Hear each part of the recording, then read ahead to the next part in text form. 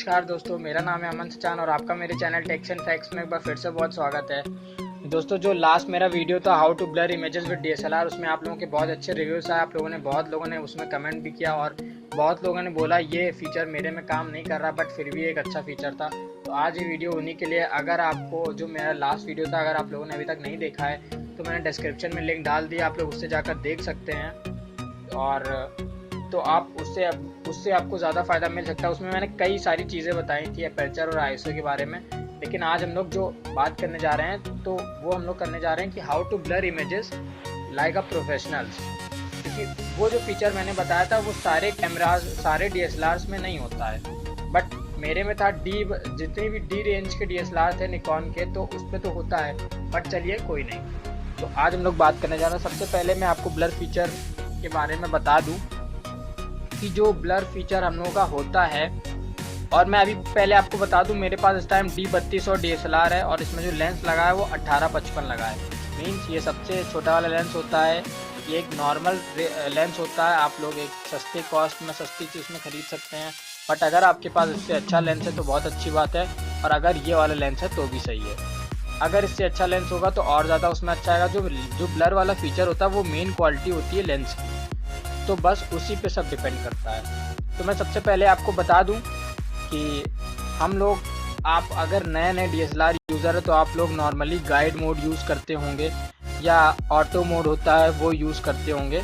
तो आप लोग हमेशा एक चीज़ याद रखिए, जो खुद की फ़ोटोग्राफी होती है, जो खुद से फ़ोटो शूट करते हैं और खुद से अपने क्रिएशंस और इन्वेंशंस करते हैं, वही लोग फोटोग्राफी में हमेशा सक्सेसफुल हो पाते हैं।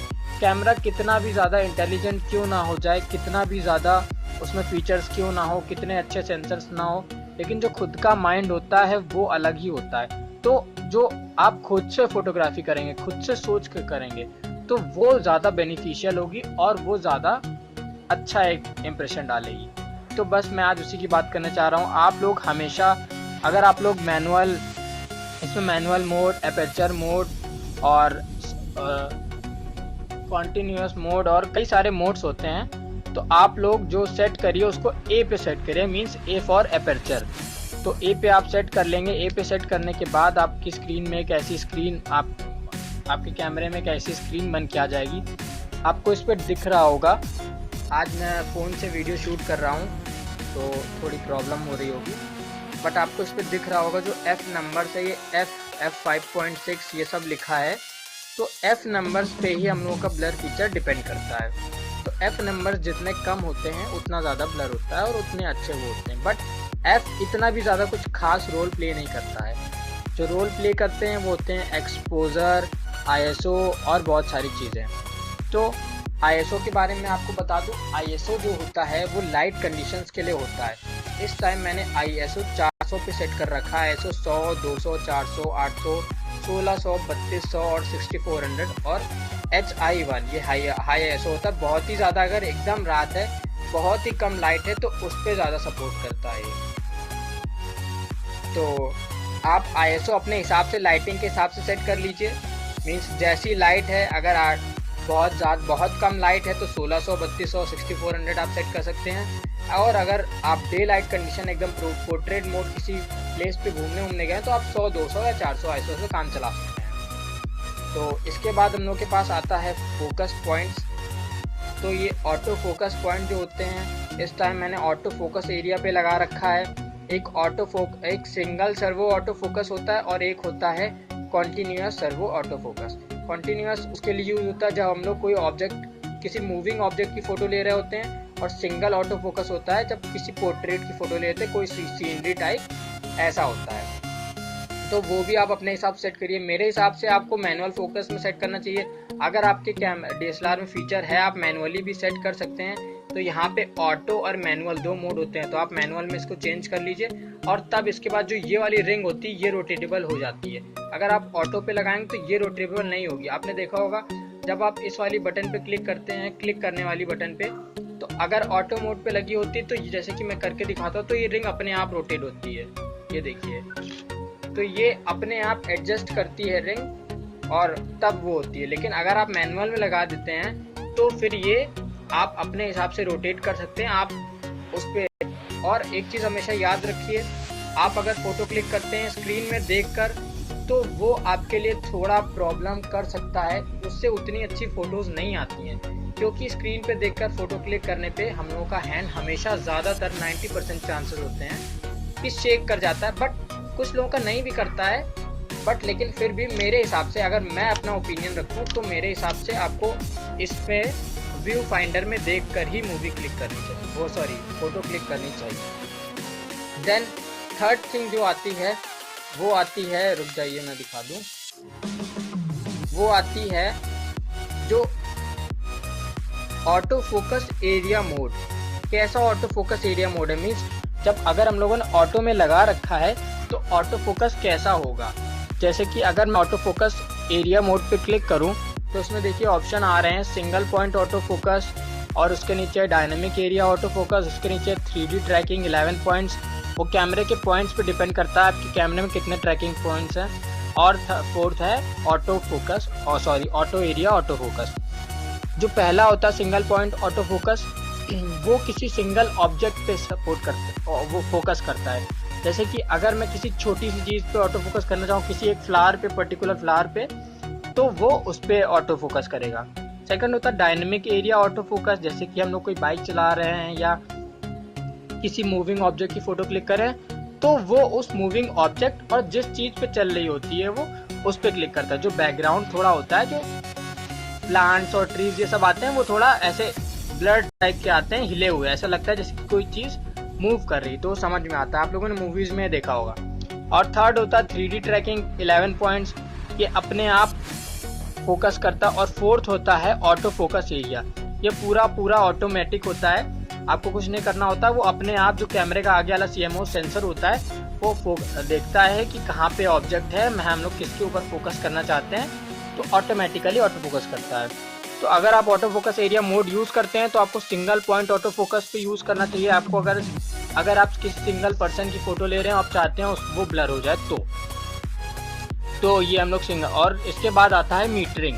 जो मीटरिंग होती है वो 3 टाइप्स की होती है। एक होती है स्पॉट मीटरिंग, रुक जाइए आपके कैमरे में थोड़ा, हाँ अब ठीक है। तो एक होती है स्पॉट मीटरिंग, ये मेरा थोड़ा टाइम आउट कम है। स्पॉट मीटरिंग, मैट्रिक्स मीटरिंग और centre weighted metering. Spot metering एक छोटे से ऑब्जेक्ट पे फोकस करने के लिए होती है, या किसी पर्टिकुलर ऑब्जेक्ट पे। सेंटर वेटेड जैसे कि नाम ही है, तो ये एक सेंटर पे जो ऑब्जेक्ट होता है सिर्फ उसके लिए होती है। और मैट्रिक्स मीटिंग होती है, बैकग्राउंड भी आपका एकदम क्लियर आएगा, एकदम क्लियर, और जो पर्सन उसके आगे खड़ा होगा या जो ऑब्जेक्ट होगा वो भी एकदम क्लियर आएगा। मीन्स ये ज़्यादातर पूरी चीज़ें एकदम साफ लेने के लिए होती है। तो ये आपको स्पॉट मीटरिंग में सेट करना है।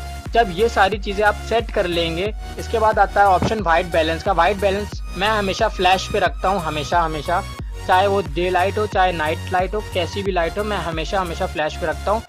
बट आप अपने हिसाब से चेंज कर सकते हैं। आप हमेशा घर में ट्राई कीजिए।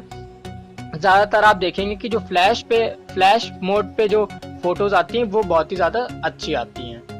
ये आप क्वालिटी आप कैसी भी रख सकते हैं, फाइन, नॉर्मल, या वो तो हम, अगर आप लोग किसी पोस्टर के लिए फ़ोटो शूट कर रहे हैं, किसी बड़े पोस्टर के लिए, तो फिर आपको सुपर फाइन या बहुत अच्छी क्वालिटी की ज़रूरत है। बट अगर आप नॉर्मल फ़ोन डिवाइसेस या फिर लैपटॉप्स के लिए फ़ोटो शूट कर रहे हैं तो फाइन और नॉर्मल से भी काम चल सकता है, कोई भी मैटर नहीं करता है। तो ये सारी चीज़ें हो गई।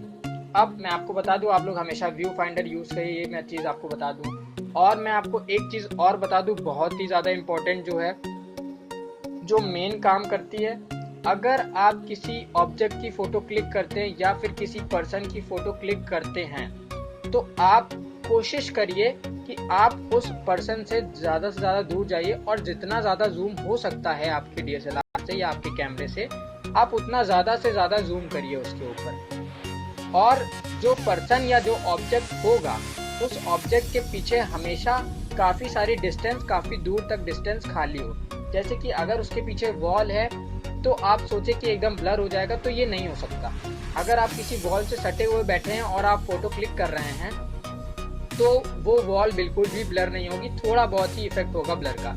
तो ये चीज़ हमेशा ध्यान रखिए। अगर आप लोग ब्लर फीचर चाहते हैं तो जो पर्सन या फिर ऑब्जेक्ट हो उसके पीछे की जो डिस्टेंस है वो काफ़ी ज़्यादा हो, मीन्स काफ़ी मतलब ज़्यादा हो बस। तो जितना ज़्यादा डिस्टेंस होगी उतना ज़्यादा ब्लर होगा। आप लोगों को अगर विश्वास ना हो तो आप लोग ज़रूर एक बार ट्राई करिएगा जितनी ज़्यादा डिस्टेंस होगी और आप अपने कैमरे से जितना ज़्यादा जूम कर सकते हैं आप उतना ज़्यादा जूम करिए, तो आपको उतना ज़्यादा ब्लरी फीचर मिलेगा। तो ये सारी चीज़ें रही, आप एक प्रोफेशनल्स की तरह कैसे फ़ोटो शूट कर सकते हैं। मैं आपको एक फ़ोटो शूट करके दिखाता हूँ। अभी इस टाइम मैं एक पेन रखता हूँ अपने सामने, ये पेन, और इसकी मैं फ़ोटो शूट करता हूँ। और जो मैंने बताया बाकी सारी चीज़ें मेरी ऑलरेडी सेट हैं। फ्लैश मैं हमेशा ऑन रखता हूँ, अगर थोड़ी भी कम लाइट होती है तो मैं इस पेन को दूर रखता हूँ। और आप देख सकते हैं इस पेन से जो बैकग्राउंड है वो काफ़ी दूर है। तो मैं 1 मिनट रुकिए, मैं फ़ोटो ज़रा क्लिक करता हूँ। ये रहा पेन और ये रहा मेरा DSLR और ये मैंने फ़ोटो क्लिक कर ली। तो आप लोग देख सकते हैं ये थोड़ा सा फ्लैश की प्रॉब्लम है, जो मेरे मेरे फ़ोन का फ्लैश है। तो मुझे नहीं पता आपको दिख रहा है या नहीं, एकदम क्लियर दिख रहा है नहीं, या मैं इस टाइम अभी स्क्रीन में सैंपल शॉट्स आ रहे होंगे आपके।